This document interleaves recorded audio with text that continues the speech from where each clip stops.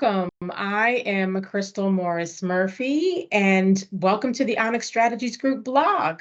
This week, we are featuring leaders in park philanthropy, and we're doing this because it's National Park Week. And so it's a perfect time to engage with my guests around this very fun week because spring is upon us and folks will begin to visit these parks in droves in just a week or two. And so without park philanthropy, our national parks wouldn't be as robust and resilient as they are today. And so organizations like the Shenandoah National Park Trust go far beyond what the federal government budget allows for them to do. And so if you can imagine, historic buildings would be in ruin, the trails would be overrun with weeds and erosion. And so these organizations play a big role in keeping our parks beautiful and sustainable. And so without further ado, I'd like to introduce you to my guest today, Jessica Cocciolone. She is CEO of the Shenandoah National Park Trust. Jessica, welcome to the Onyx Strategies Group blog. Hello, and I'm excited to be here and part of this conversation. Thank you. Of course. And so share with us today your passion about parks. So, where did it begin? How did you get here? Oh, it's been a long journey. I grew up out west, and so I was, surrounded by mountains early in my life, but mostly at the beach, actually. It's an interesting thing. But at high school, I moved out to North Carolina, and that was really my first entree into hiking in the national parks via the Great Smokies. Yeah. And That's then, wonderful. yeah. And then I really, really found my love for being out in the national parks, ironically, in Hot Springs National Park, where I was in college and took a hiking class and explored much of that area and the forests around there. Can we all just take a hiking class? That's what I want to know. It changed my life. I mean, it really did. I changed my whole view. There's a lot of power to taking that sort of experience in college, and really, really at that point made me just fall in love with being outdoors in a way that I didn't really understand as a kid, growing up. And then I've had the opportunity to live in New Mexico for a while. And while I was not within a national park, I was, my backyard was the Sandia National Forest. So I spent every night in the trails hiking and running. And then I moved here. My career actually has been in nonprofits, working in nonprofits, mostly in fundraising, but all in youth development. So I've worked for youth health and youth education and, youth mental health. All right. So that's wonderful. And so for those folks who will be listening in, they may not know where Shenandoah National Park is. So if you could briefly describe for them where it is in America and what folks can expect to see in this amazing, amazing natural space. Yeah, so Shenandoah National Park most people are familiar with Washington, D.C. It's about 2 hours southwest of the of DC. Yes. It's a 200-acre park. It's a rocky top park, as we would define it. It's built on a sort of a mountain ridge line, and it has over 500 miles of trails. One of the really unique features of it is 101 miles of the Appalachian Trail run through it. Yes. So it's a beautiful park full of vistas and views, and you can hike it and you drive it, and it's a gorgeous park with waterfalls and unique features. And folks can also camp there and fish too, right? Is that right? Yeah, lots of camping. We have 4 campgrounds, and there's also lodging you can stay at too. And then Shenandoah is home to trout. Now that we're on video, I'm no, it's forgetting all right. The name of our trout. We actually have a whole program coming up for it in brook trout, the little brook trout. Yes. For National Park Week, we have a whole virtual program on brook trout. Really? Okay, so we're gonna get there, but I know that you all also do a lot of work in protecting natural habitat and trail restoration, historic buildings and sites. So with everything that you have going on at the Trust, what are some of your favorite projects right now?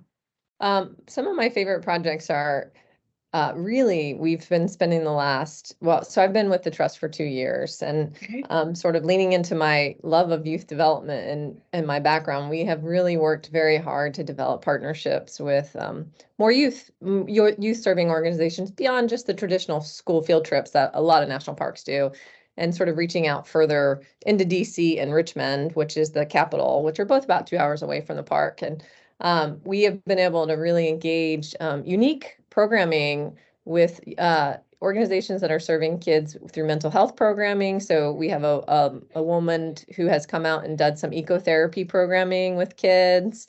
We have been able to connect with an art serving youth program, and they've come out and did some art. They did their own art and artist in residency work, but they partnered with our artist in residence program, and they spent 3 days there. We're really sort of talking about how do we engage not just youth, but other users that could be in the park differently. Like, not everybody wants to be on the trails and not everybody wants to drive the drive. And so how do we start connecting with communities the way that they want to engage in the outdoor spaces? So this has really been an exciting driving force that continues to just gain momentum. The more and more we do it, the more partnerships are popping up. So it's been so fun. That's amazing. And Yeah. that's the sweet spot of Onyx Strategies Group 2, helping folks build mission critical partnerships. And I wonder, in your outreach to some of these folks, I know that you must do all types of conservation projects. So are you in touch with folks like the Student Conservation Association or the Girl Scouts and the likes? Because those are some really great youth programs. That's good feedback. We are not right now. We have We just can help been, with that. yeah, that would be great. We're a small staff. We're a small but mighty staff. And so Yeah. I have one part-time staff person who is our community outreach person. And so a lot of it has just been building off of my network of organizations that I've worked with for the last 10 years. It does help that I have some of that, youth community outreach. And as we hear about communities, we continue to try to make inroads with them. So I would welcome any partnership introductions that you have. Of course, happy to. And I really love the fact that you all are thinking about just beyond the trails and just beyond what's popular, if you will.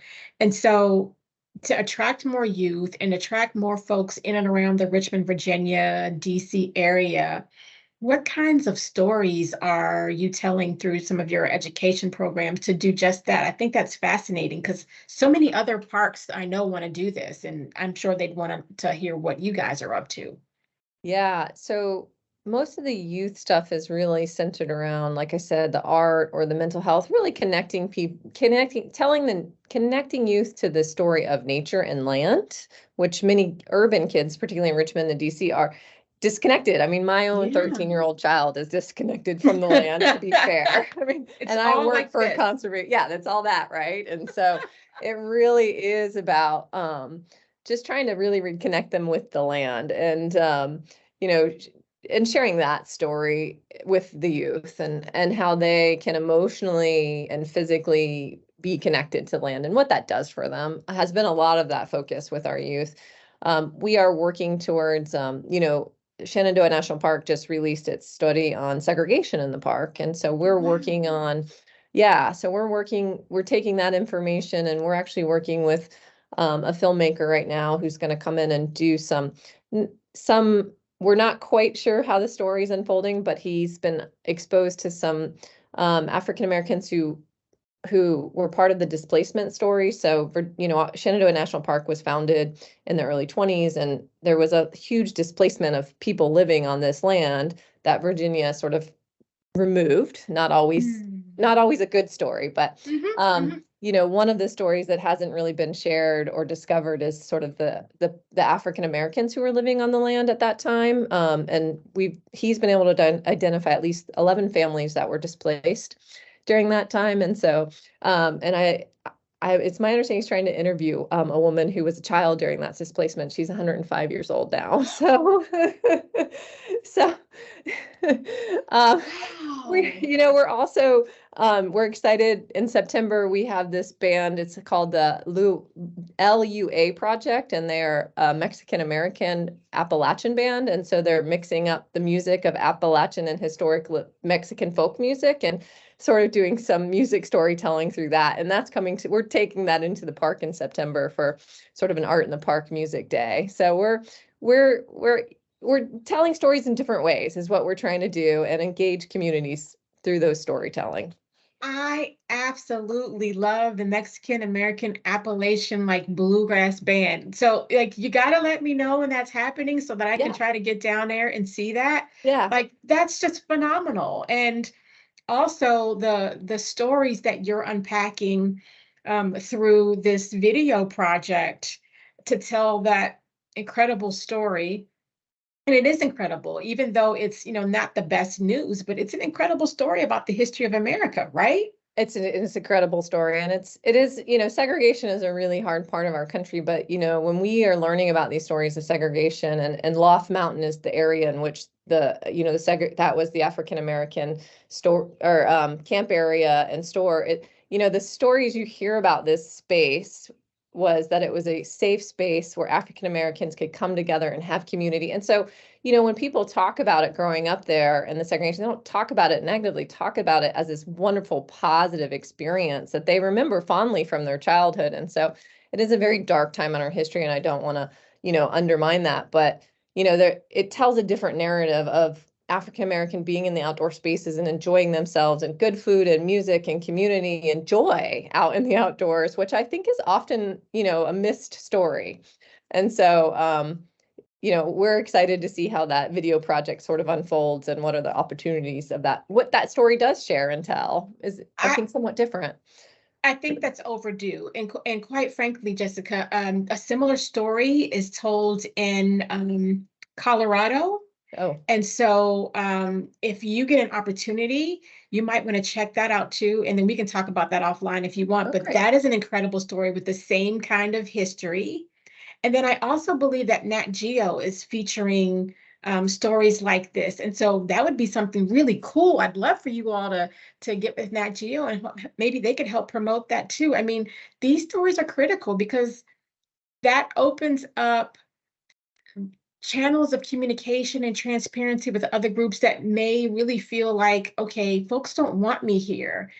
But there's a history of you being safe in those spaces, but now it's opened up to everyone. So I think it's just lovely. Yeah, that's the story we want. We want people to feel safe and welcome and see themselves in the park, because it's a beautiful, wonderful, welcoming. It's just, and it's an easy park to access, and there's 24 million people that live right outside, within a 4-hour drive of Shenandoah. I feel like all of them should come to this park. So it's such a beautiful, it's a respite in a very highly urban area, which is It is true. rare, you That's know. right. It's a That's rare, right. it's a rare gift that we have to, have this, wilderness space just and that's accessible.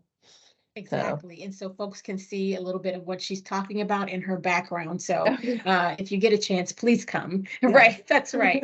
And so, what are your other biggest priority areas or some of those things that you might be challenged by right now? Yeah, so I think like many of our community members and many of our national parks, we're continuing to struggle with climate change, right? Warming, Yeah.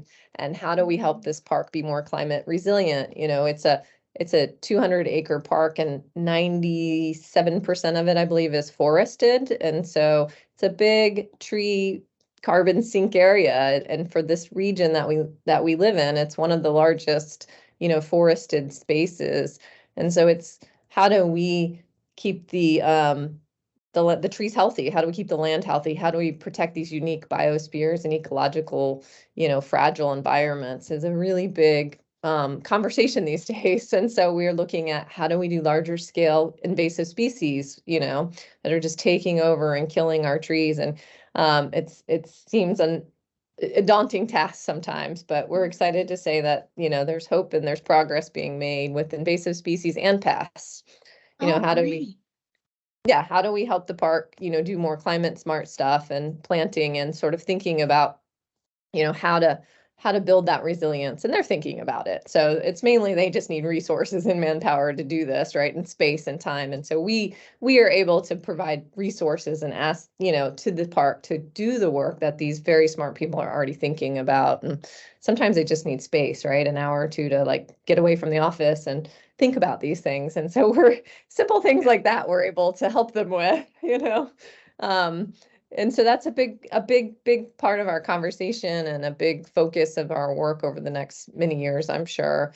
We're also looking at, and this is sort of probably more climate change too, but as populations are changing and, we are I would say a more urban park, there's a lot of people that live around the land, and a lot of inholdings that are small, 20, 50 acres. That's the difference. We don't have large land masses around the park. And so as development, as it moves towards the more rural communities, we're seeing that. We're seeing more development and more what were once more rural communities that maybe aren't so much rural anymore. They're growing.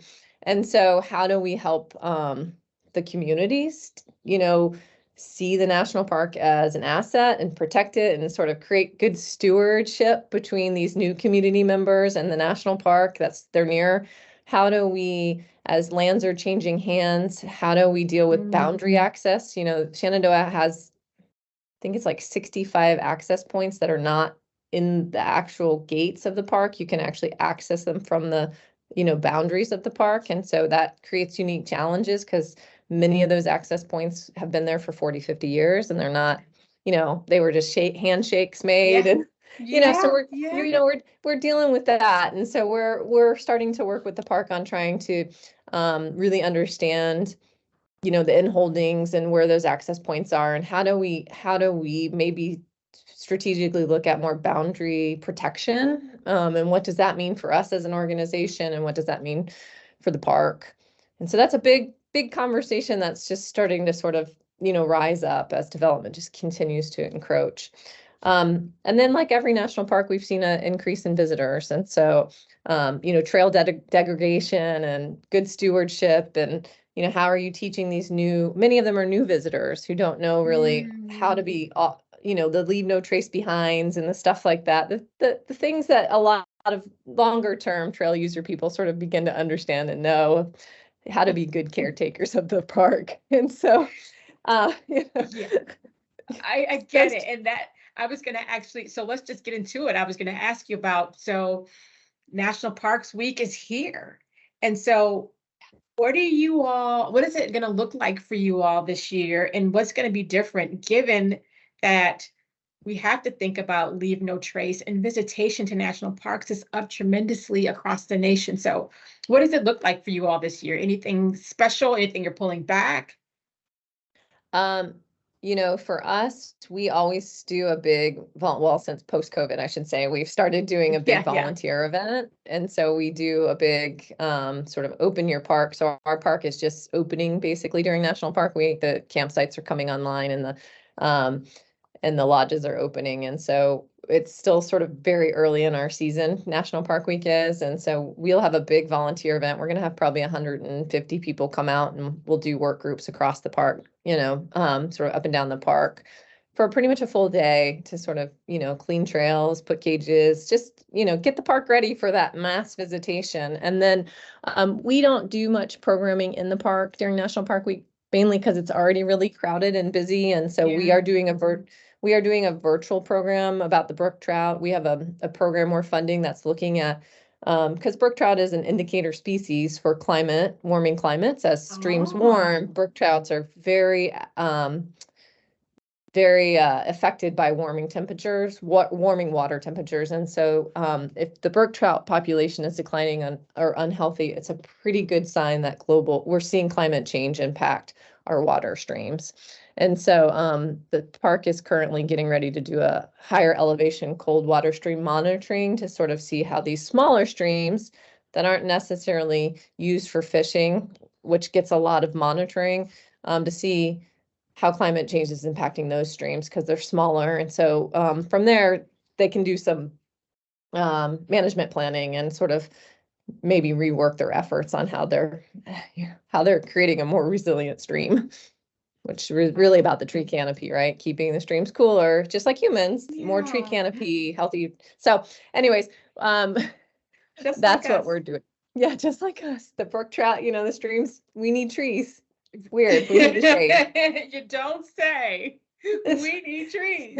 We need trees for a lot of things, but the shade is a big one of them, right? The cooling effect of Yeah. canopy is very critical to trout, streams in the park, and just all of the nature that's in there. So we'll do that. We used to do a little bit more. Last year we had a couple other virtual programming, but we've sort of pared down this year just by the nature of just, I think the park's got a lot of programming going on and get 3 days. And so we're trying to sort of bring the park to the people during National Park Week and engage people that way. And, so balance out the like get out in the park, but also there's other ways to enjoy your park. And here's some educational sessions for you. So Yeah. Do you all for park entry, are you having to worry about taking reservations because there's so many people coming to the park? Yeah, so we don't have a reservation system for entry. We do, so we have Old Rag, which is a very popular trailhead in Okay. Virginia. I don't know if you've heard of it, but it No. often, if you Google like big trails, it often will come up in Google searches as like top 10 trails in this country you should hike. It's a really cool, beautiful hike. It's like 8 miles. It's, real steep, rocky top. There's some climbing. Anyways, it's a very popular trail and often will have thousands of visitors come on a weekend. And so, and it has like a real narrowing point where you can only do a one way up it. And so the park has implemented last year a pilot ticketing system where 800 tickets a day are given out because there was one, it was a safety issue. Two, it was a terrible experience for visitors. You'd be on a trail sitting for 3 hours because you can't, somebody's, stuck or whatever's going Right. on. And two, just vegetation degradation. Yeah. And so and protecting the natural environment and trying to have a good visitors experience. They've in the second year of a pilot of a reservation system. So for your viewers, if anybody's going to hike Old Rag during this week or any week, I highly encourage you to go to rec.gov and get your ticket because there's only 800 of them. Excellent. Go Yeah. to rec.gov, you guys. That's Yeah. excellent. I'm so glad to ask you that question. And so we've got just a few minutes left, and I want to make sure that we get to the all important question, and that's in celebration of National Park Week. What is your favorite national park outside of the Shenandoah National Park? Oh, that's a good one. And why? And why? And why? That's a really good question, and I've thought a lot about that, and I've spent a lot of time in many different national parks, but I grew up on the beach, so I like the national seashores and like Dry Tortuga down in the coast of Florida, which is a tricky little national park to get to, but very beautiful. Yeah, yeah, Excellent. yeah. So it's a fun, interesting. I just love the beach, so I lean towards coastal national parks and national seashores. Not that I don't love my mountains, because I do. But I appreciate that because most people will say the higher elevation parks are their favorites, but I too am a seashore girl. I love Point Reyes. It's one of my favorites. And but there are others, that I appreciate for inspirational reasons. So Yeah. I love that you love Dry Tortugas. Yeah, it's such a great park. It is. But Jessica, it has really been wonderful having you on and learning more about what you do at the National Trust and Shenandoah National Trust. And I can't thank you enough for spending a little time with me this morning. And so since this is an Onyx Strategies Group platform, I just want to say that our company is in the business of creating mission critical boards, partnerships, and strategic plans. So if you need any help with that, you can contact us at info@onyxstrategiesgroup.com. And that we will close our video blog. And again, Jessica, we wish you a wonderful National Park Week, and hopefully you won't get too overrun and it'll just be a wonderful week. Thank you.